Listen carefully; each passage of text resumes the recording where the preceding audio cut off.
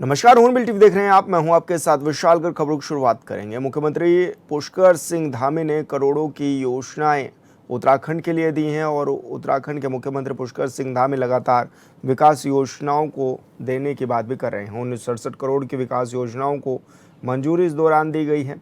GIS आधारित जल निकासी की 15 योजनाओं के लिए 1960 करोड़ स्वीकृत किए गए हैं। शहरी आधारभूत ढांचे को मजबूत करने की दिशा में बड़ा फैसला लिया गया। टनकपुर के खेतखेड़ा गांव के बाढ़ सुरक्षा योजना के लिए 6.82 करोड़ रुपए भी जारी किए गए हैं। उधम सिंह नगर में स्टाफ कार पार्किंग निर्माण के लिए पहली किस्त जारी की गई। चकबंदी कार्यालय परिसर में इंटरलॉकिंग टाइल्स से बनेगी नई पार्किंग। तो पार्किंग निर्माण के लिए भी 42.12 लाख की पहली किस्त स्वीकृत की गई है।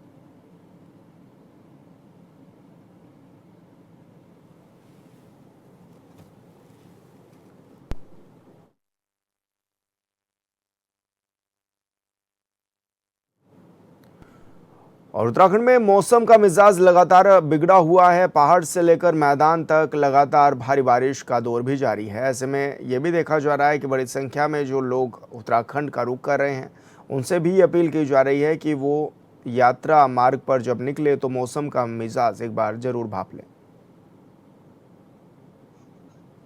तो आपको बता दें कि उत्तराखंड में मौसम का मिजाज लगातार बिगड़ता हुआ नजर आ रहा है और ऐसे में मौसम विभाग ने भी इसको लेकर अलर्ट जारी किया गया है। और कहा जा सकता है कि कई क्षेत्रों में भारी से भारी बारिश की आशंका भी जताई गई है, जिसको देखते हुए मौसम विभाग ने सभी को अलर्ट रहने के निर्देश भी दिए गए हैं।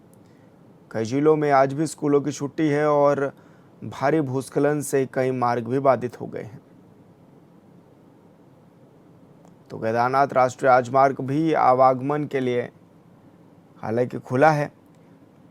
बार बार मौसम का मिजाज बदल जा रहा है और सुबह से ही कई क्षेत्रों में बादल भी छाए हुए हैं। गंगोत्री हाईवे मलबा आने से बंद हुआ है। तो वहीं बद्रीनाथ राष्ट्रीय राजमार्ग भी यातायात सुचारू किया गया था, लेकिन अभी बताया जा रहा है कि एक बार फिर लैंडस्लाइड होने के चलते मार्ग बंद किया गया है। उत्तराखंड में चुनाव की तैयारियां लगातार जारी हैं और ऐसे में तमाम जो संगठन हैं वो तैयारी करते हुए नज़र आ रहे हैं। चुनाव आने से पहले ही तमाम संगठन चुनाव में जुटे हुए हैं। उत्तराखंड विधानसभा चुनाव की तैयारियों के बीच कांग्रेस ने अपने संगठन को मजबूत करने के लिए ठोस कदम भी उठाया है। जहां अखिल भारतीय कांग्रेस कमेटी ने उत्तराखंड प्रदेश कांग्रेस कमेटी ने नई नियुक्तियों पर अपनी मोहर भी लगा दी है। कांग्रेस अध्यक्ष की संस्तुति के बाद प्रदेश संगठन में कोषाध्यक्ष, उपाध्यक्ष, महासचिव और सचिवों के पदों पर नए चेहरों की नियुक्ति भी तत्काल प्रभाव से लागू कर दी गई है। साथ ही संगठन को अधिक धारदार और सक्रिय बनाने के उद्देश्य से ये फेरबदल भी किया गया है।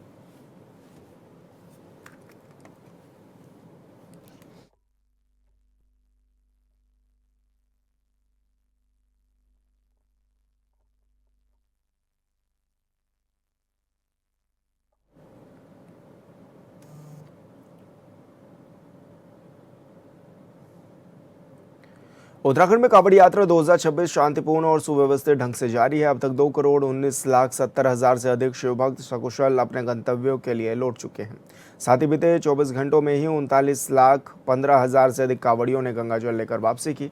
इसके साथ ही श्रद्धालुओं की सुरक्षा और सुविधा को देखते हुए देश भर में पुलिस प्रशासन, स्वास्थ्य विभाग और राहत एजेंसियां पूरी तरह से अलर्ट मोड पर हैं। मुख्यमंत्री पुष्कर सिंह धामी ने यात्रा व्यवस्थाओं में जुटे अधिकारियों और कर्मचारियों की सराहना करते हुए कहा है कि सरकार का लक्ष्य कांवड़ यात्रा को सुरक्षित, सुगम और सुव्यवस्थित बनाना है।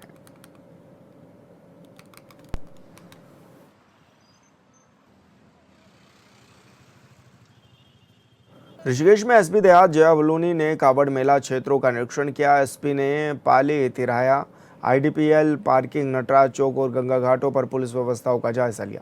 साथ ही ड्यूटी पर तैनात पुलिसकर्मियों को निर्धारित रूट पर ही कांवड़ यात्रा संचालन और वाहनों को पार्किंग में ही खड़ा करने के भी निर्देश दिए।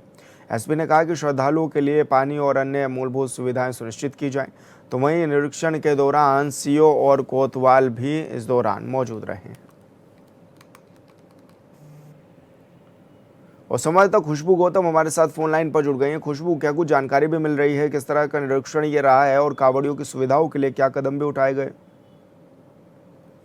आपको बता दूं कि कांवड़ यात्रा 2026 अभी चरम पर चल रहा है और पंचक भी खत्म हो गया। पंचक खत्म होने के बाद ही कांवड़ियों की काफी संख्या में यहाँ पर भीड़ देखने को मिल रही है। लगातार जो है कांवड़िए जो है गंगा के किनारे जल भर रहे हैं और जल भरकर नीलकंठ की ओर रवाना हो रहे हैं। उसको लेकर के कल एसपी देहात जया बलूनी ने तमाम जो क्षेत्र है उसका निरीक्षण किया है। यहाँ पर लगातार जो है पेयजल की व्यवस्था और पार्किंग जैसी जो जितनी भी मूलभूत सुविधाएं हैं उनको देने का प्रयास कर रहे हैं। उसको लेकर के जया बलूनी ने जायजा लिया है और निर्देश दिए हैं कि जो तमाम व्यवस्था है वो हमेशा सुचारू ही चलता रहे जब तक कांवड़ यात्रा चल रही है। और 9 तारीख से जिस तरह से जो है डाक कांवड़ की भी आगमन होने वाला है उसको लेकर के भी तमाम व्यवस्था यहाँ पर पूर्ण की हुई है। और जगह जगह पर यहाँ पर जो है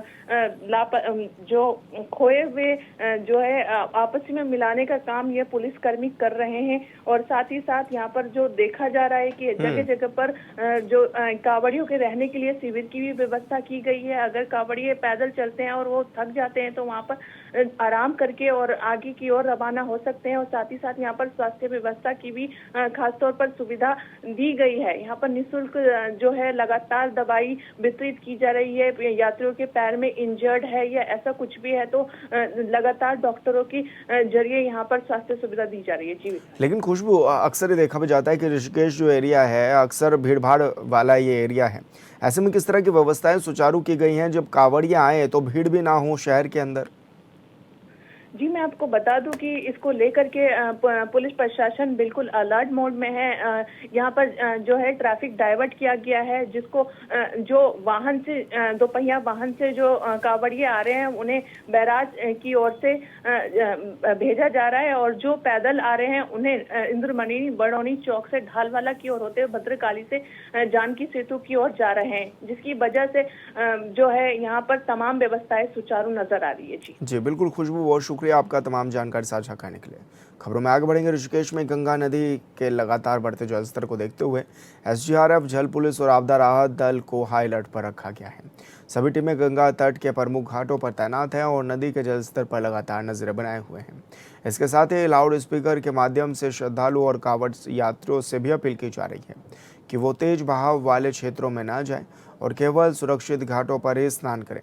वहीं गंगा किनारे रहने वाले स्थानीय लोगों को भी बढ़ते जलस्तर को देखते हुए सतर्क रहने और आवश्यकता पड़ने पर सुरक्षित स्थानों पर जाने की सलाह दी गई है। देहरादून के सहसपुर में 65 लाख रुपए की जमीन धोखाधड़ी के मामले में पुलिस ने एक और वांछित आरोपी को गिरफ्तार कर लिया है। पुलिस के मुताबिक हरबटपुर निवासी डॉक्टर शैलेंद्र तिवारी से फर्जी दस्तावेजों के जरिए जमीन दिलाने का झांसा देकर 65 लाख रुपए की ठगी की गई थी। जब पीड़ित ने अपने पैसे वापस मांगे तो आरोपियों ने गाली गलौज करते हुए जान से मारने की धमकी भी दे डाली। इस मामले में सहसपुर कोतवाली में भी मुकदमा दर्ज किया गया था। और संवाददाता इलम सिंह चौहान हमारे साथ फोन लाइन पर जुड़ गए हैं। इलम, क्या कुछ ये मामला था और अभी किस तरह की कार्रवाई भी देखने को मिली है? जी, ये जो जमीन का मामला है ये सहसपुर जो थाना क्षेत्र है उसके अंतर्गत ये मामला है और इसमें 65 लाख रुपए की जो ठगी हुई थी तो जब वापस मांगने के लिए जो ये शैलेंद्र तिवारी है, ये हरबटपुर के निवासी है, ये जमीनों ने वापस मांगने के लिए वो उनके पास गए कि भाई या तो जमीन दे दो और या पैसा दे दो। तो आरोपियों ने गाली गलौज और जान से मारने की धमकी दे दी। तो इसी मामले में ये मुकदमा दर्ज किया गया था जिसमें ये दूसरा आरोपी गिरफ्तार किया गया है। लेकिन ऐसे में पुलिस की ओर से किस तरह की कड़ी कार्रवाई भी की जा रही है और क्या पहले भी इसमें सख्त कार्रवाई देखने को मिली है क्या इलम? लगातार कार्रवाई कर रही है पुलिस, जो भी तरह के मामले आ रहे हैं उसमें कार्रवाई कर रही है, लेकिन पचवाधुन क्षेत्र में इस तरह की घटनाएं लगातार सामने आ रही है जो चिंता का विषय है। जी बिल्कुल इलम, बहुत शुक्रिया आपका तमाम जानकारी साझा करने के लिए। देहरादून के सेलाकू स्थित BFIT कॉलेज के कुछ हॉस्पिटल में मेस के अंदर सिलेंडर फटने से आग लग गई। धमाके के बाद हॉस्टल परिसर में अफरा तफरी का माहौल बन गया। घटना की सूचना मिलते ही थाना सेलाकुई पुलिस और दमकल विभाग के वाहन मौके पर पहुंचे हैं, जहां फायर सर्विस और पुलिस ने कड़ी मशक्कत के बाद आग पर पूरी तरह काबू पाया। राहत की बात यह रही कि हादसे में किसी प्रकार की कोई जानहानि नहीं हुई। ये उत्तराखंड में चुनावी माहौल धीरे धीरे गर्म होने लगा है। सत्ता पक्ष विपक्ष विकास के दावे भी कर रहा है, लेकिन उधम सिंह नगर की बाजपुर विधानसभा का एक गांव उन दावों पर सवाल खड़े कर रहा है। जिस विधानसभा से विधायक यशपाल आर्य को समर्थक विकास पुरुष कहते हैं, उसी विधानसभा का बूढ़ा फार्म गांव करीब 40 साल से सड़क का इंतजार कर रहा है। अब ग्रामीणों ने साफ कर दिया है कि पहले सड़क का अधिकार, फिर मतदान का स्वीकार।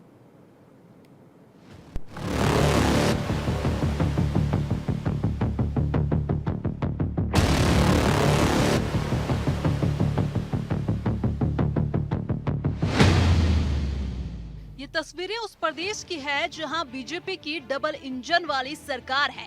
तस्वीरें उस विधानसभा क्षेत्र की है जहां से नेता प्रतिपक्ष कई बार से लगातार चुनाव जीत रहे हैं।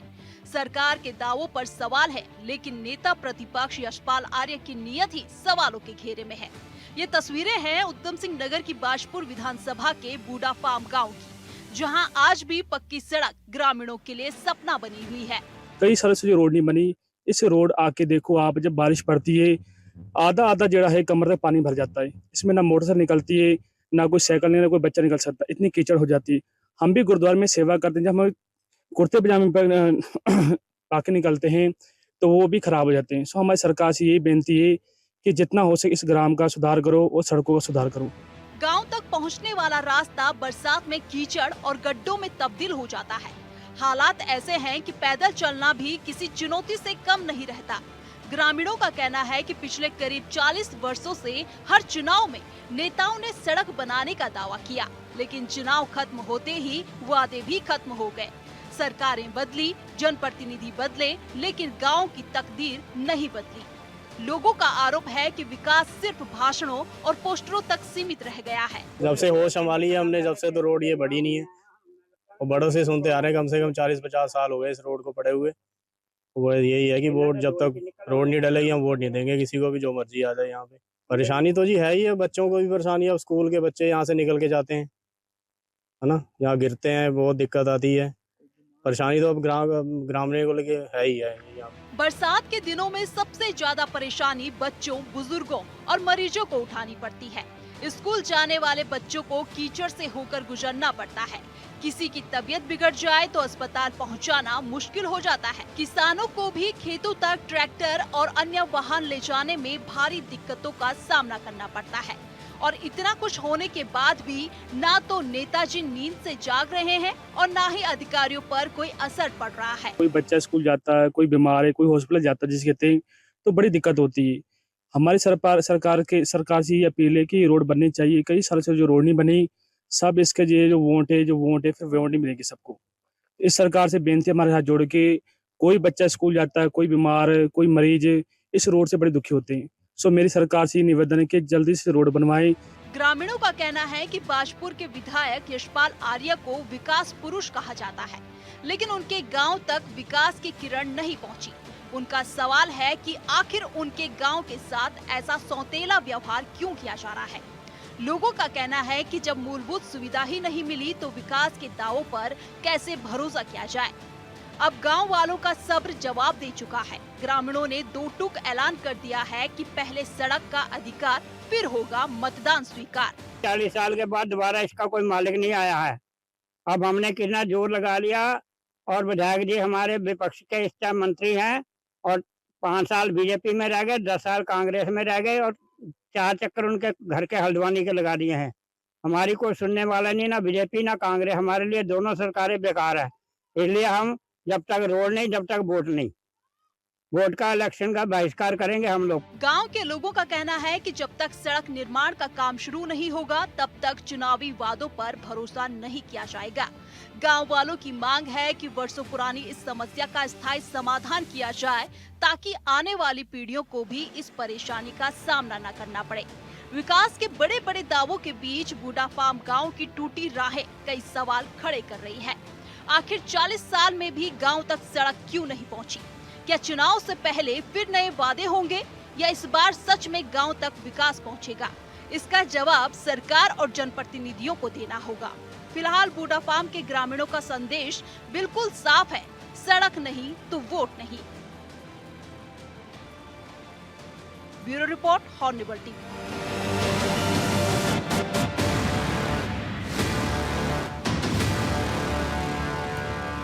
उत्तराखंड में इन दिनों मतदाता सूची में के विशेष पुनरीक्षण का कार्य चल रहा है। जिन मतदाताओं के विवरण अधूरे हैं या जिनके प्रविष्टियों में त्रुटि पाई गई है, उन्हें आवश्यक दस्तावेज जमा करने के लिए भी नोटिस भेजे जा रहे हैं। इसी क्रम में नैनीताल विधायक सरिता आर्या, कुमाऊं आयुक्त और मुख्यमंत्री दीपक रावत भी समेत भी कई लोगों को SIR नोटिस मिले हैं। सभी नेताओं और अधिकारियों का कहना है कि ऐसे नोटिस से घबराने की जरूरत नहीं है। मांगे गए दस्तावेज अपने नज़दीकी मतदाता केंद्र या BLO को जमा करने पर नाम मतदाता सूची में शामिल या अपडेट कर दिया जाएगा।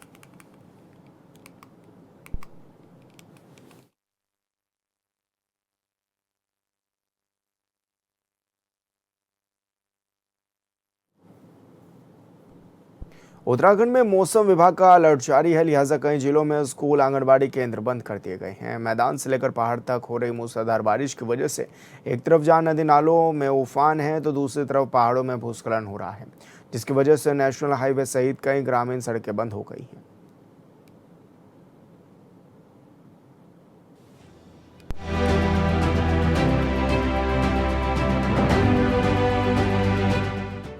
उत्तराखंड के कुछ हिस्सों में भारी बारिश का दौर जारी है।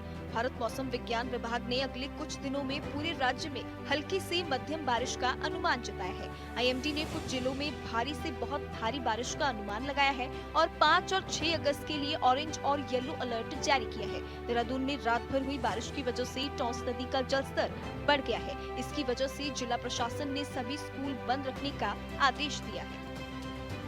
राज्य सरकार ने सभी विभागों को किसी भी आपात स्थिति से निपटने के लिए तैयार रहने का निर्देश भी दिया है। उत्तराखंड के मुख्यमंत्री पुष्कर सिंह धामी ने सभी विभागों को हाई अलर्ट पर रहने का निर्देश दिया है। उन्होंने निवासियों और पर्यटकों से अनावश्यक यात्रा से बचने और आधिकारिक सलाह का सख्ती से पालन करने का आग्रह किया है। रुद्रप्रयाग में लगातार बारिश और मारकंडा नदी के तेज बहाव में एक अस्थायी पुल के बह जाने की वजह से मद्महेश्वर धाम जाने वाला तीर्थ यात्रा मार्ग बाधित हो गया है। लगातार भारी बारिश के कारण रुद्रप्रयाग के तिलवाड़ा में केदारनाथ राष्ट्रीय राजमार्ग पर मलबा और बोल्डर आ गया, जिसकी चपेट में आने से कई वाहन दबे। मार्ग पूरी तरह बाधित हो गया। हरिद्वार में सावन के पवित्र महीने में श्रद्धालुओं की भीड़ बढ़ गई है, लेकिन लगातार हुई बारिश की वजह से शहर के कई इलाकों में पानी भर गया है। देहरादून में नदियों का जलस्तर बढ़ गया है, जिससे नदियों किनारे रहने वाले लोगों में भय का माहौल है। रुद्रप्रयाग में भारी वर्षा के कारण नदियों का जलस्तर खतरे के निशान से काफी ऊपर चला गया है, जिससे व्यापक रूप से बाढ़ की स्थिति उत्पन्न हो गई है। इस जल प्रलय के परिणाम स्वरूप लोगों के घरों और मंदिरों में पानी भर गया है। कई पेड़ बह गए हैं और सड़कें अवरुद्ध हो गई है। स्थानीय निवासियों को आवागमन में अत्यधिक कठिनाइयों का सामना करना पड़ रहा है। विशेष रूप से वाल्मीकि समुदाय को जोड़ने वाली मार्ग बुरी तरह प्रभावित है। स्थानीय लोगों ने बताया कि एक घर पूरी तरह पानी में डूब गया है। लगातार बारिश के कारण लोग ड्यूटी पर समय पर नहीं पहुंच पा रहे हैं, जिससे उनके कार्यालय में शिकायतें आ रही हैं। रुद्रप्रयाग के रहने वाले एक व्यक्ति का दावा है कि सरकार और संबंधित अधिकारी इस गंभीर और खतरनाक स्थिति की भयावहता को पर्याप्त रूप से समझ नहीं पा रहे हैं, जिससे कई लोग असहाय महसूस कर रहे हैं। उत्तराखंड में मौसम का मिजाज बिगड़ा हुआ है। पहाड़ से लेकर मैदान तक लगातार भारी बारिश का दौर भी लगातार जारी है। ऐसे मौसम विभाग ने पहले ही इसको लेकर अनुमान भी जारी किया है और मौसम विभाग ने कहा है कि अगले 3 दिनों तक ऐसे ही बारिश का दौर जारी रहेगा। नदियां नाले उफान पर नजर आ रहे हैं और प्रमुख जो नदियां हैं वो भी इस समय उफान पर हैं, जिसको लेकर चिंताएं भी काफी बढ़ गई हैं और जो यात्री ट्रैवल कर रहे हैं उनसे भी अपील की गई है कि वो मौसम का मिजाज देख करके ही अपनी यात्रा करें। हालांकि अधिकारियों को अलर्ट रहने के निर्देश दे दिए गए हैं। लगातार मुख्यमंत्री पुष्कर सिंह धामी भी इसकी निगरानी करते हुए नजर आ रहे हैं। तो कहा जा सकता है कि पूरी तरह से अलर्ट मोड पर अधिकारी हैं, लेकिन मौसम का जिस तरह से मौसम का मिजाज बिगड़ा हुआ है वो कहीं ना कहीं चिंता बढ़ाता हुआ नजर आ रहा है। हॉर्नबिल टीवी के लिए देहरादून से विशाल गर्ग। हल्द्वानी में कुमाऊनी संस्कृति, लोक परंपराओं और पर्यावरण संरक्षण के संदेश को जन जन तक पहुंचाने के उद्देश्य से एक भव्य सांस्कृतिक आयोजन होने जा रहा है। प्रांतीय उद्योग व्यापार प्रतिनिधि मंडल महिला प्रकोष्ठ जिला नैनीताल की ओर से आगामी 8 अगस्त को हरेला क्वीन, सावन क्वीन और कुमाऊनी व्यंजन प्रतियोगिता का आयोजन किया जाएगा। ये कार्यक्रम हल्द्वानी स्थित परिणय वाटिका बैंक्वेट हॉल में आयोजित होगा।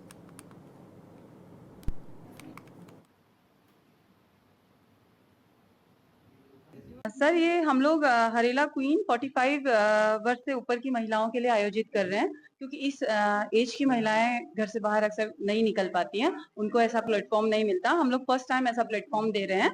और उसके बाद है 25 वर्ष से ऊपर की, वो है सावन क्वीन। सावन क्वीन का आयोजन किया जा रहा है, और कुमाऊनी व्यंजन प्रतियोगिता, जिसमें एक मीठा, एक नमकीन, कुमाऊनी, सिर्फ कुमाऊनी व्यंजन ही बनेंगे।